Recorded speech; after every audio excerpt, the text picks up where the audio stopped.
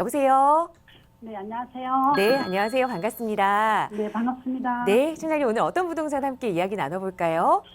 네, 지금 서대문구요. 네, 예, 보가현 3구역 보유하고 있거든요. 네, 그게 재건축할 건데요. 네, 네. 너무 지연되는 것 같아갖고 기다리기가 좀 지겨워서 다시 상담을 하려고 합니다. 네, 알겠습니다. 서대문의 부가현 뉴타운 3구역에 지금 주택을 그럼 하나 보유하고 계신 상황인 거고 그 네. 주택 지금 주소 좀 여쭤볼 수 있을까요? 네, 충정로 3가 네, 예, 3-75입니다. 알겠습니다. 충정로 3가의 3-75 이 주택을 좀 재건축 바라보고 올해 좀 보유를 하신 것 같은데 언제쯤 매수하셨어요? 10년 가까이 다 돼갑니다. 10년 정도 보유를 하셨는데 너무 생각보다 속도가 지지부진해서 어떻게 해야 하는지 향후 전망 한번 이야기 나눠볼게요. 대표님과 네. 인사부터 나눠보세요. 네, 안녕하세요. 네, 안녕하십니까? 네네. 시청자분님은 여기에 그 재개발이 끝나고 나면 들어가서 사시려고 네. 거주를 하려고 이걸 구입하신 거예요? 예, 그렇습니다. 아, 그렇군요. 그러니까 이제 시간이 많이 걸린다고 보시는군요. 네. 이걸 구입하신 지 10년 됐다고요? 예, 조금 안 됐습니다. 10년 채 안 됐군. 네.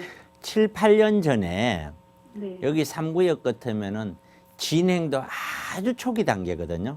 네, 그렇습니다. 그렇죠. 그러면 초기 단계에 보통 제가 무슨 얘기냐면은 이런 재개발이라는 거 하는 거는 단계가 있는데 정비 구역으로 지정되어서 이제 재개발을 한다고 해도 추진위원회가 설립이 되고 조합이 설립이 되고 사업 시행 인가를 받고 물론 이 중에는 시공사 선정도 필요하고 감정평가도 필요하고 그다음에 관리 처분을 하고 그다음에 이주를 하고 그다음에 철거를 하고 그다음에 공사를 하고 그다음에 입주해요. 이게 네. 뭐 전혀 없어도 이거는 뭐 정말 KTX 아니라 비행기 타고 가도 10년 안에는 불가능한 거예요. 네. 거의 관리 처분 때 사업 시행 인가가 끝나고 나야 그때부터 거의 10년을 봐야 되는 거예요. 그렇습니다. 네. 그렇지. 그러니까 초기에 들어가서 이거를 시간을 짧게 보고 들어가는 건 아닌 것이고 네. 실거주를 하면은 장기적으로 기다릴 줄 알아야 되고요. 그다음 두 번째는 예. 그렇더라도 실거주도 좋지만 가장 중요한 거는 돈이 되냐 안 되냐잖아. 그렇죠?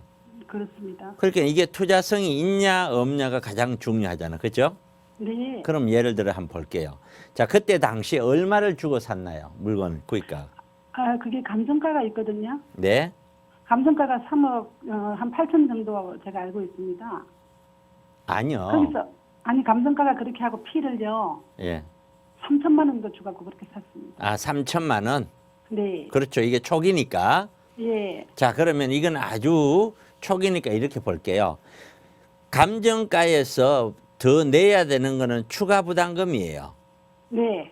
추가 부담금을 정확하게 얼마인지는 저도 몰라요. 네. 저희도 다만. 모릅니다. 네. 다만 통상적으로 바라봤었을 때 이 지역 같으면 30평대 기준으로 예. 조합원 분양가가 아마 6억대 되지 않겠느냐. 그렇습니다. 네. 그렇게 제가 예상을 할 수 있어요.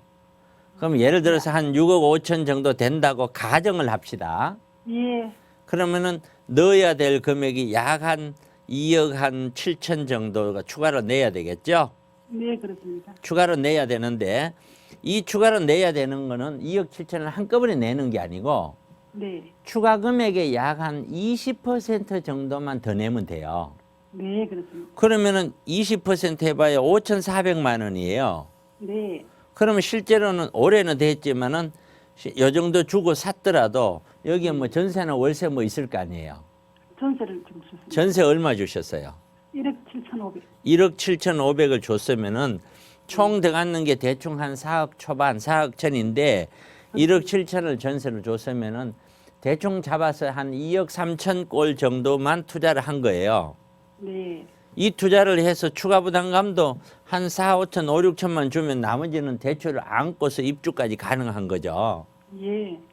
그러면은 지금 팔았었을 때 네. 지금 팔면은 여기 되고는 프리미엄까지 붙여서 팔면은 어쨌든 세금이라는 걸 내야 되잖아요. 네. 여기 거주하신 적 없으시죠? 네. 그러니까 세금이라는 걸 내야 되는데 얘를 붙잡고 있다가 네. 입주 후에 거주 후에 팔면은 어떻게 될까요?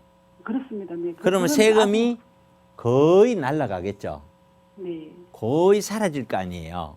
네. 그럼 이거는 더 올라갈 거냐 내려갈 거냐를 보고 결정할 일이 아니고 예. 지금 사는 사람 입장에서는 이런 거 사봐야 프리미엄이 거의 이 정도 같으면 프리미엄이 지금 현재 아무리 안 붙어도 뭐 3억에서 5억 가까이 막 붙었을 텐데 예, 그렇습니다. 이게 그러면 그거 주고 사는 사람 입장에서는 남는 게 별로 없어요.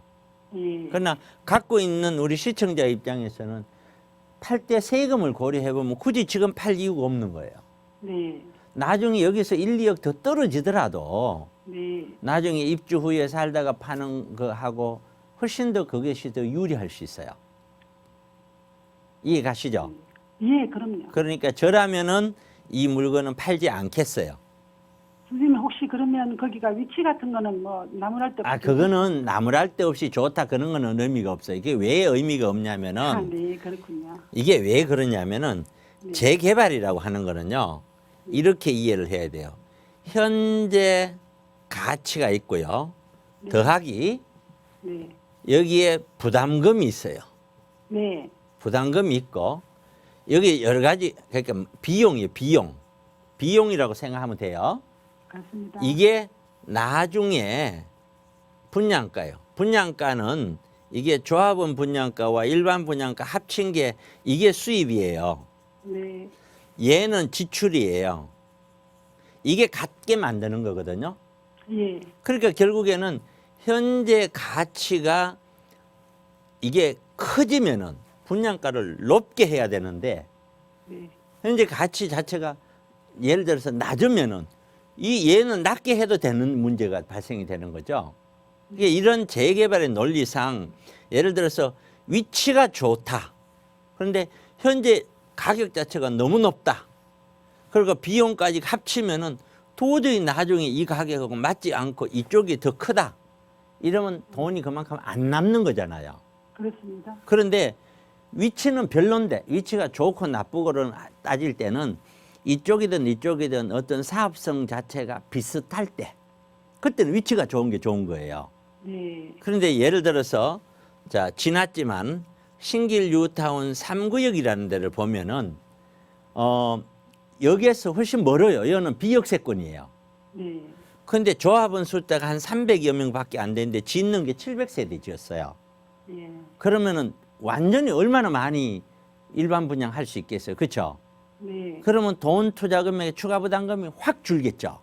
네. 추가 부담금이 확 주니까 투자 금액 대비 이익은 훨씬 더 크게 나오는 거예요. 여기도 대비해서 일반 분양이 많다고 제가 들었는데요. 그러니까 일반 분양이 얼마나 어떻게 그것도 일반 분양 자체도 만들어내려고 하면은 개수 네. 작은 걸 만들어 버리면 개수가 늘어나요. 네. 평수를 작은 거. 근데 그렇게 얘기하지만 일반적으로 크기를 가져가면서 만들어내는 것이 중요하죠. 네. 50평대 하나 만들 거냐, 20평대 3개 만들 거냐, 예를 들어. 네. 20평대 3개만 하면 개수가 늘어나잖아요. 그러니까 눈으로 보이는 개수가 중요한 게 아니고 이 지역이 나쁘다는 뜻이 아니에요. 이렇게 네. 보기 때문에 역세권이라서 좋으냐, 역세권이 아니라서 좋으냐 하는 거는 재개발 지역에 투자할 때는 그거는 2차적인 문제지 1차적인 문제는 아니라는 뜻이에요. 네. 그렇게만 참고하시고 좀 복잡하더라도 이거는 좀 더 가져가고 싶네요. 가격이 떨어지든 말든. 아유, 예, 감사합니다. 네, 고맙습니다. 좋은 말씀 주셨어요. 네. 네, 감사합니다. 네.